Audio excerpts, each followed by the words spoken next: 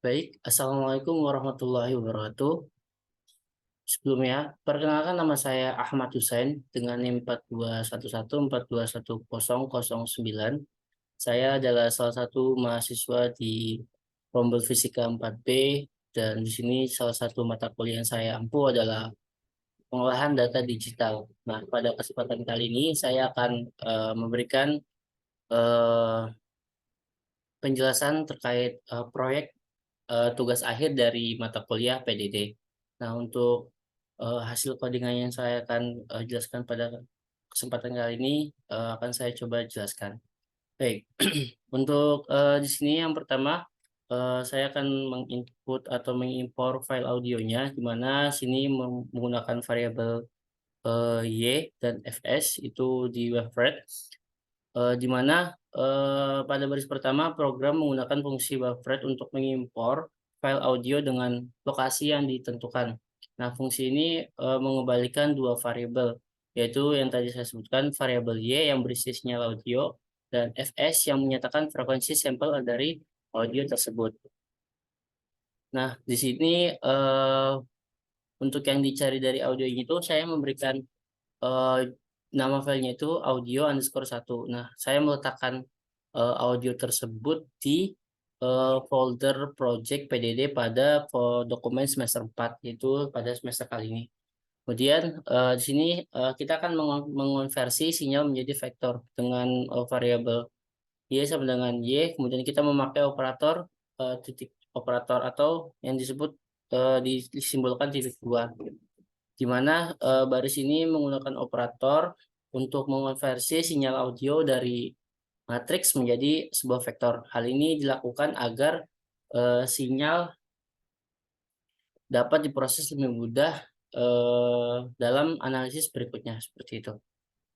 Kemudian eh, kita akan menghitung panjang sinyalnya juga. Kita akan memasukkan input variabel n, yaitu dengan keterangan lain dalam fungsi y-nya seperti itu.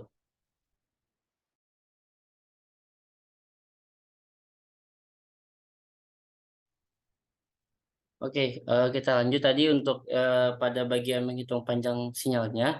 Menghitung panjang sinyal pada program ini itu menggunakan panjang sinyal audio dengan menggunakan fungsi length, dan juga menyimpan hasilnya dalam bentuk variabel n yang telah saya jelaskan tadi.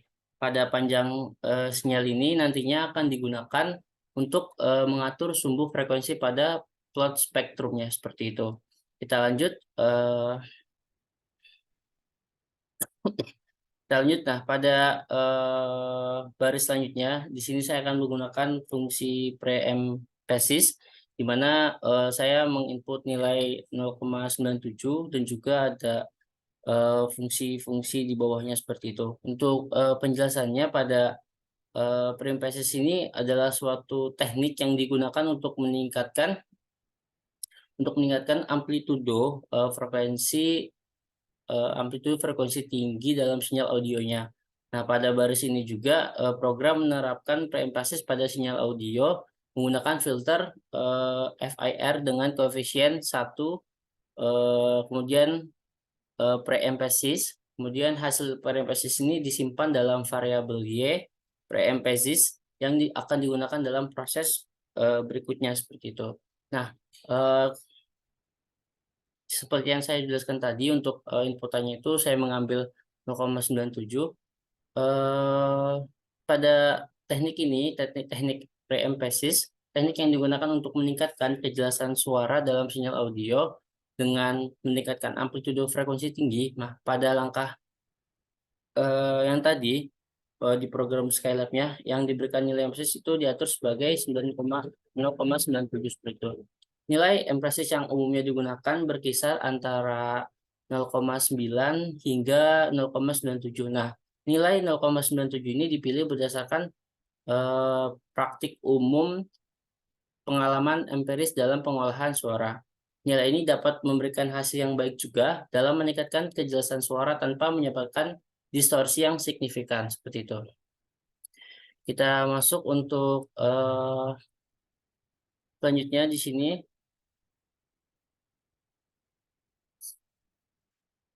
Ada plot sinyal suara sebelum diolah. Di sini memberikan nama-nama variabel yaitu subplot dengan titiknya itu dari titik 2, 1, dan 1. Kemudian ada plot untuk warna, kemudian ada title-nya juga, X label, dan juga Y labelnya.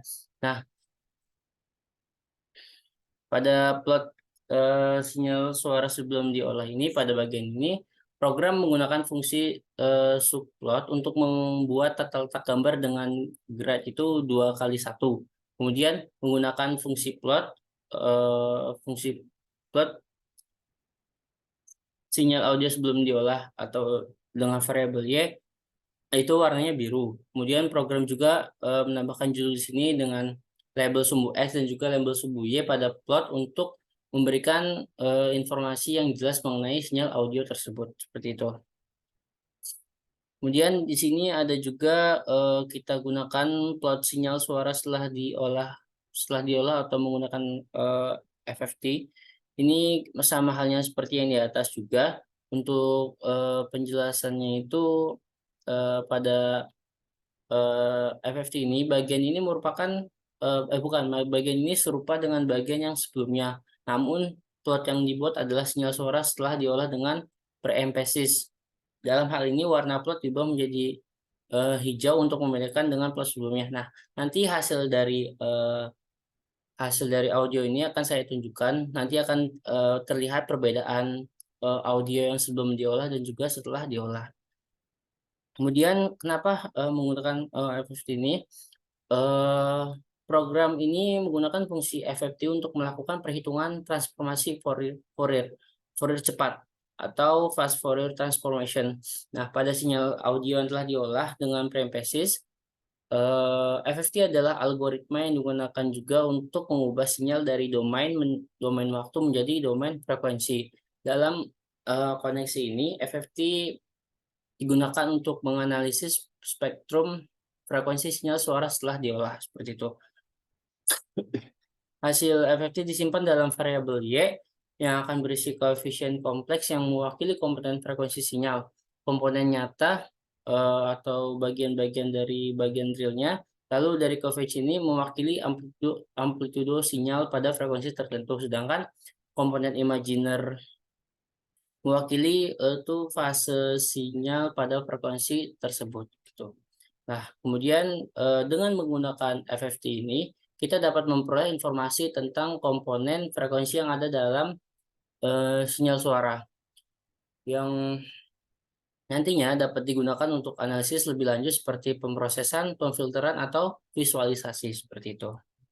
Oke, kita lanjut di sini untuk analisis datanya juga. Menginput variabel energi before dan juga energi afternya, kita memberikan sum pada variabel di atas sebelumnya untuk variabel Y dan juga Y underscore preemphasis atau setelah. Kemudian kita display juga untuk mengeluarkan dari grafiknya seperti itu. Untuk penjelasan lebih lanjutnya pada bagian ini atau pada bagian analisis sederhana ini, program melakukan analisis sederhana terhadap sinyal audionya, menghitung energi sinyal sebelum dan setelah diolah dengan preemphasis. Program memberikan informasi tentang perubahan energi yang terjadi pada sinyal tersebut. Energi sinyal dihitung dengan mengkuadratkan amplitudo sinyal dan juga menjumlahkannya menggunakan fungsi sum. Kemudian hasil dari energi sinyal ditampilkan menggunakan fungsi display tadi yang saya sebut. Oke, berikut tadi adalah penjelasannya. Sekarang mari kita coba untuk pengoperasian dari hasil codingan ini. Baik, langsung kita mulai atau kita execute. Kita yes.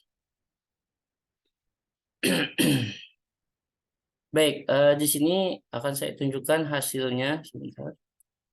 Oke, nah ini adalah hasil dari sinyal suara sebelum diolah dan juga sinyal suara setelah diolah.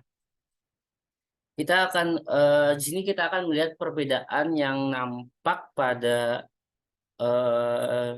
sinyal yang setelah diolah dan juga sebelum diolah. Kita akan zoom satu-satu dari yang atasnya itu ada sinyal suara sebelum diolah. Kita akan perlahan untuk ngezoom.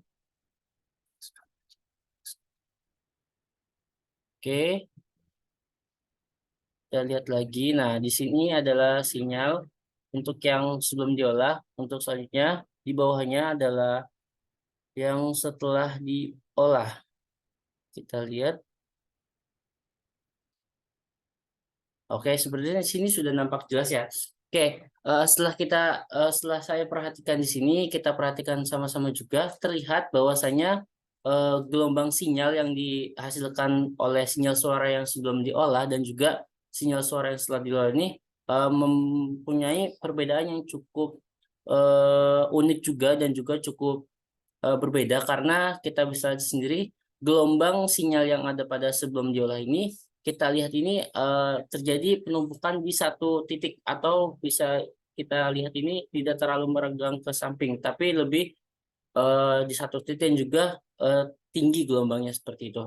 Nah, untuk yang sinyal suara setelah diolah atau menggunakan FFT ini kita lihat bahwasanya lebih lebih rapat lagi, tetapi gelombang yang dihasilkannya akan lebih panjang kembali seperti itu. Jadi kita bisa lihat sendiri untuk nilainya juga di sini juga hampir sama pada kisaran 40.000 sampai 50.000 terjadi gelombang sinyal yang cukup berbeda untuk sinyal suara yang sebelum diolah dan juga setelah diolah seperti itu. Nah, ini adalah perbedaan dari keduanya dan juga kita bisa perhatikan, kita juga bisa mengambil manfaat dari fungsi untuk FFT yang di sini. Untuk hasil dari audionya juga nanti akan lebih, meskipun lebih tidak terlalu jelas, tapi ini bisa memotong untuk sinyal suara setelah diolahnya itu bisa lebih panjang lagi untuk frekuensinya seperti yang kita lihat di sini. Oke, kita lihat lagi pada codingannya. Baik, mungkin itu saja yang mungkin bisa saya jelaskan pada proyek pengolahan data digital mata kuliah oleh Bu Vivin. Seperti itu yang dapat saya jelaskan. Saya Ahmad Hussein, mohon maaf jika dalam penyampaian penjelasan masih terdapat kesalahan-kesalahan. Saya akhiri. Wassalamualaikum warahmatullahi wabarakatuh. Terima kasih.